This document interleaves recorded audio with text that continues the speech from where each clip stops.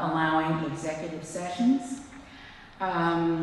Actually, prior to the year 2000, City Council used to hold executive sessions for certain purposes. And then there was a court decision in 2000 citing the current city charter that says the proceedings of the council shall be public. That's what it says. City Council is currently prohibited from conferring in executive sessions. What this amendment does is take that line out so that it will be possible for a City Council to engage in executive sessions where needed.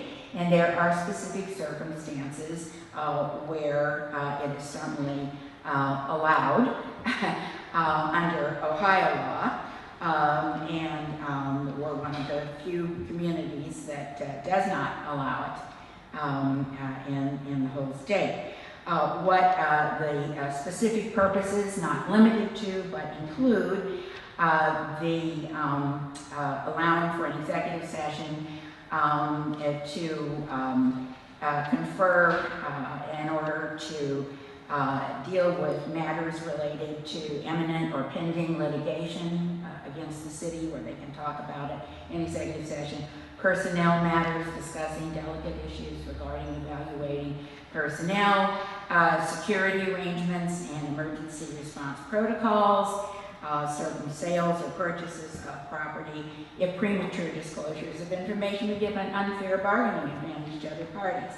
So these are the circumstances under which now it will be possible for City Council going forward to meet in executive sessions. And if the amendment passes, the City Council can hold an executive session only after a majority roll call affirmative vote of a quorum present at a regular or special meeting. And the motion and vote to hold the executive session would state which one of those specific purposes it is engaging in an executive session to deal with. And then any formal action would have to be adopted in an open meeting of the City Council thereafter. So it's really bringing us into conformity with what Ohio law permits in other circumstances for lots of different bodies, not just Cincinnati City Council, but other cities do it, Hamilton County, and other bodies, other local governments around the state of Ohio can do it, only we can't until we get something like this charter change.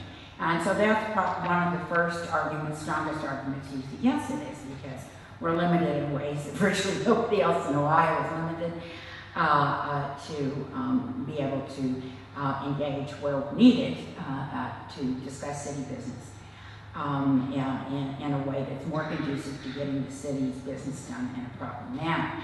And in particular, an argument used is this is particularly important with regard to performance reviews of the city manager, that sensitive personnel discussions and reviews really can only occur in closed sessions. And so sometimes the City Council just doesn't conduct any of these reviews at all because they can't do it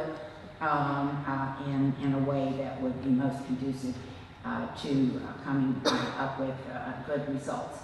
Also, certainly the oversight by City Council of these various development incentive proposals certainly needs some confidentiality. And this would really help City Council time to scrutinize very complicated proposals and agreements before suddenly they're presented to them in public session.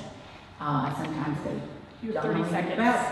Okay, the argument quickly against the proposed amendment is that obviously transparency and accountability, everything should be in the open and in public. Okay? Are there any questions? On I one of them.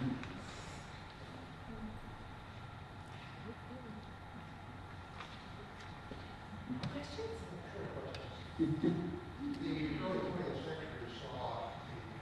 If you have a question, can you come up to the mic, please? Thank you. You know, I've watched the kind of government that develops when they do things in the proverbial back room, where current method is the emails corresponding between the gang of five. Won't this amendment bring us back to what the charter government that Cincinnati accomplished eliminated? Back to the backroom boss system of manipulating contracts and defrauding taxpayers, open graft. I mean, currently the system is taking money from consulting firms to get idiotic things like their white elephant that won't run in icy weather.